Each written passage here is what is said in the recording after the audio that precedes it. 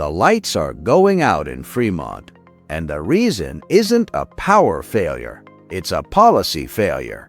When a major electric vehicle manufacturing plant, the very heart of the Green Revolution, is forced to halt its expansion and look elsewhere, it signals a fundamental breakdown in how a state manages its industrial future. I'm Andrew K. Wallace, and today we're examining the Tesla exodus. This isn't just about one factory or one billionaire's whim.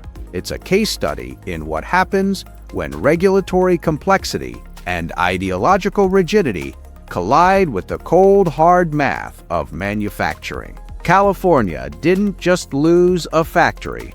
It lost its position as the leader of the EV sector, the 500,000-unit dream, back in early 2021. The plan was ambitious. Tesla proposed a massive expansion of its Fremont site, 500,000 additional vehicles per year, and 4,000 new, high-paying jobs. Local authorities celebrated the economic boost. State officials hailed it as a victory for California's climate goals. But then, the California paperwork wall hit. The project required clearance from a dizzying array of agencies: CARB, the Bay Area Air Quality Management District, and a dozen other local bodies. Each had its own timeline, its own red tape, and its own demands. 6 months in, Tesla had spent $80 million on lawyers and environmental consultants without laying a single brick. While California stalled, Texas and Nevada were waiting at the finish line. Texas offered a 15-year property tax holiday and $200 million in direct infrastructure. Nevada promised a 6-month permitting window and reduced energy rates. The contrast was lethal. Capital flows to where it's treated best, and California was making it very clear that industrial growth was no longer a priority. The $2 billion cost differential. By April 2022, the situation went from difficult to impossible. California enacted Assembly Bill 1346, requiring manufacturing facilities to reach net zero emissions by 2030. On the surface, it sounds noble, but for a facility the size of the Fremont plant, the compliance price tag exceeded $600 million over 8 years. When you added up the new regulations, the permitting delays, and the skyrocketing cost of Bay Area real estate, the math became brutal. Tesla's internal analysis revealed a shocking truth. Manufacturing a car in California, Texas, inflation's in Washington, would cost $4,000 more per unit compared to Texas. At a production scale of 500,000 units, that's a $2 billion annual penalty for staying in the Golden State. In June 2023, Tesla did the only logical thing. They canceled the Fremont expansion and moved the investment to Austin. The supply chain collapsed. The cancellation was a stone thrown into a pond, and the ripples were devastating. Manufacturing doesn't exist in a vacuum. When Tesla pulled back, an entire ecosystem followed. A battery manufacturer in San Jose scrapped plans for a facility that would have employed 1,200 people. A semiconductor firm in Sunnyvale lost a $300 million contract. A logistics hub in Oakland slashed its workforce. Analysts estimate that Tesla's departure cost California more than 15,000 indirect jobs. This triggered a contagion of departure. An aerospace firm moved to Arizona. A pharma giant left San Diego for North Carolina. A food processor headed to Idaho. California's tax base, the engine that funds schools, roads, and healthcare, began to shrink in real time.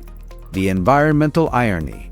There is a profound irony in California's climate policy. Assembly Bill 1346 was meant to be a beacon of environmental leadership, but by forcing Tesla out, California effectively shifted production to states with dirtier energy grids.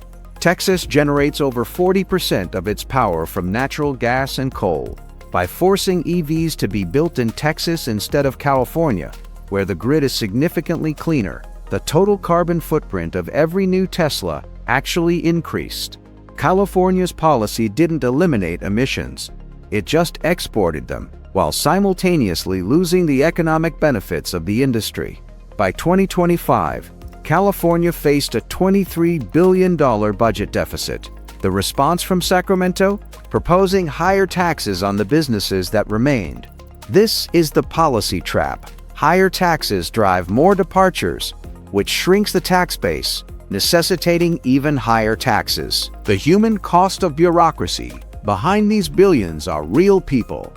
Consider the senior technician in Fremont who bought a home in Tracy, expecting a promotion at the new facility. When the expansion was canceled, his hours were slashed.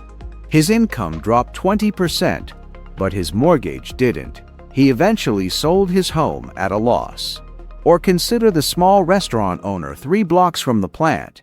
Her business depended on those workers. When the shifts were cut, her revenue plummeted by 40%. These stories are repeating across California.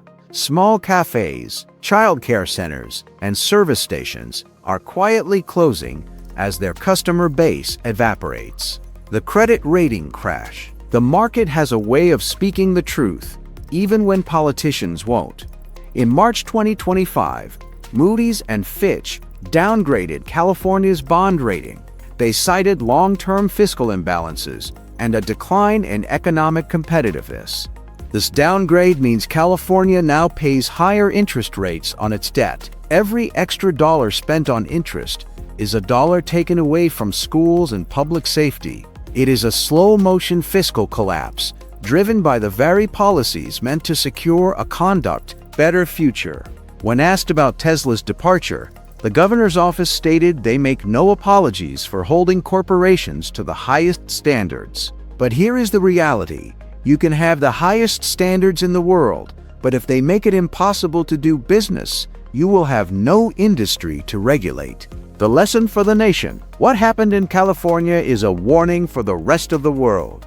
It proves that you cannot build a sustainable future on regulations alone. And the Texas page. If you want to attract investment, create jobs, and build a green economy, you must create conditions where businesses can actually succeed. Regulations aren't a substitute for prosperity. Taxes aren't a substitute for growth. In California, we are seeing the results of policy rigidity, a refusal to acknowledge the trade-offs between ideology and reality. As of early 2026, California's manufacturing employment has declined for 12 consecutive months. Meanwhile, Texas has added over 40,000 manufacturing jobs in the same period. The data doesn't lie. I'm Andrew K. Wallace.